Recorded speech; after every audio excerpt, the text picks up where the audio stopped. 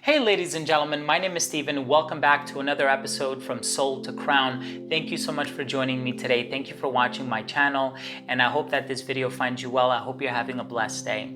So what I would like to do in today's video is share yet another synchronicity that I've had.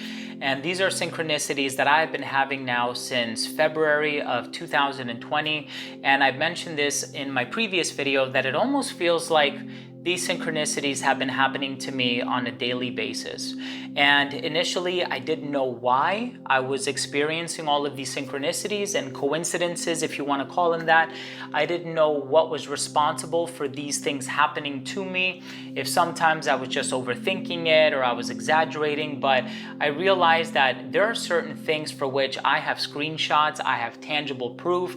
There have been other people who happen to be standing right next to me, like crazy coincidences, and they're like, there's no way that this just happened to you right now, but it is true. And today I would like to take the opportunity to share yet another one of these synchronicities with whoever might choose to watch this video. Thank you so much for your viewership, and thank you for clicking on this video.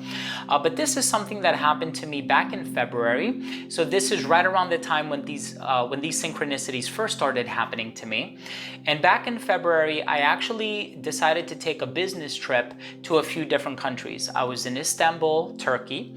I was in Paris, France. I was in Barcelona, Spain. And I was in London, England.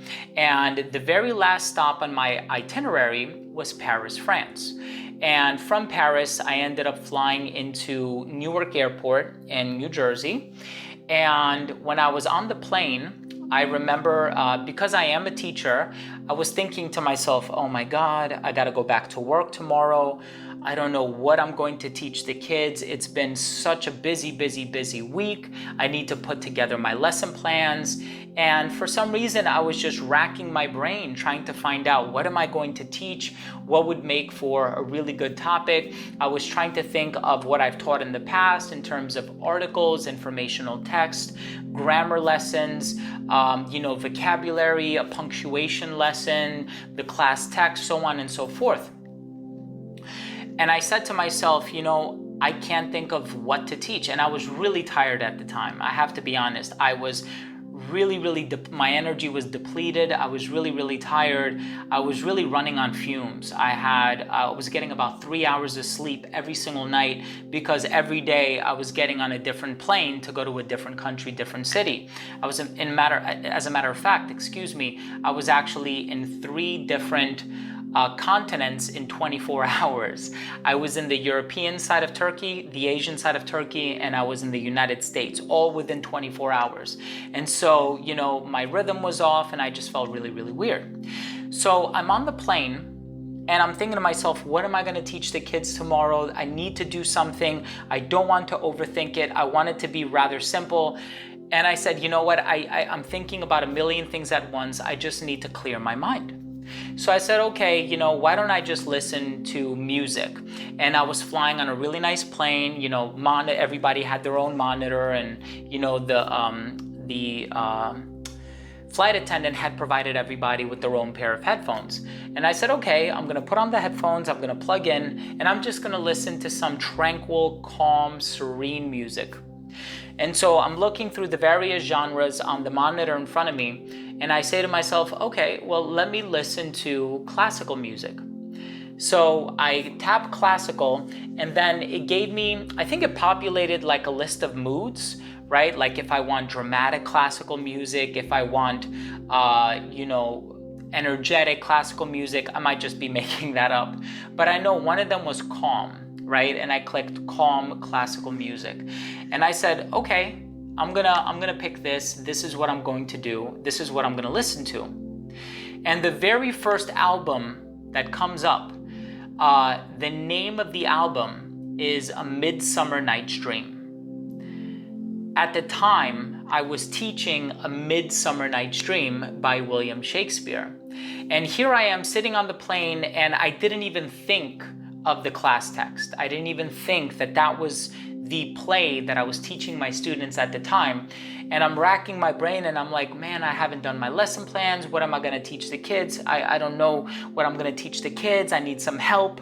And then all of a sudden I put on this music and it's A Midsummer Night's Dream. And immediately it clicked. I said, oh yeah, that's right. We're just going to read and act it out in class. It's only a 45-minute period anyway.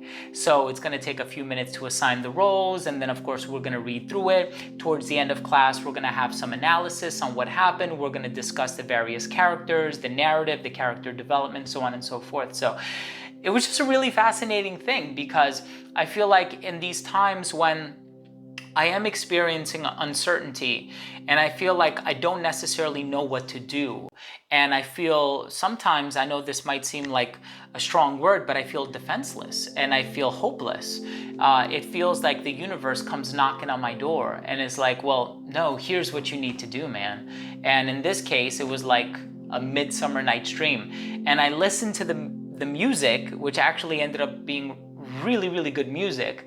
And it was just clear from the onset, okay, that this is what I have to do when I go to work tomorrow. And not only that, it was a successful lesson. The kids really, really enjoyed it, especially when it comes to teaching William Shakespeare. You want to be able to visualize what happens. You know, there's a lot that is being conveyed in body language and nonverbal communication that really helps to paint a bigger picture of what is happening and the emotions of the characters and whatnot. So that's it. There you have it. That was just another synchronicity that I've experienced out of the almost 50 synchronicities that I have experienced to date since February of 2020. Now it's March, April, May, June, July. It's almost 5 months. So it's like every month I have 10 really, really strong synchronicities just like this. And these are not things that I'm imagining. I'm not delusional. I'm not experiencing anything of that nature. These are things that are actually happening to me.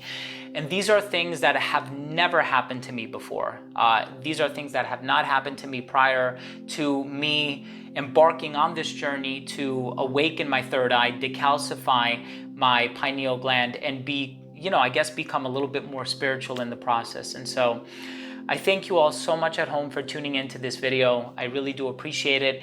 If you did take something of value from this video, I would really appreciate it if you could consider subscribing to this channel.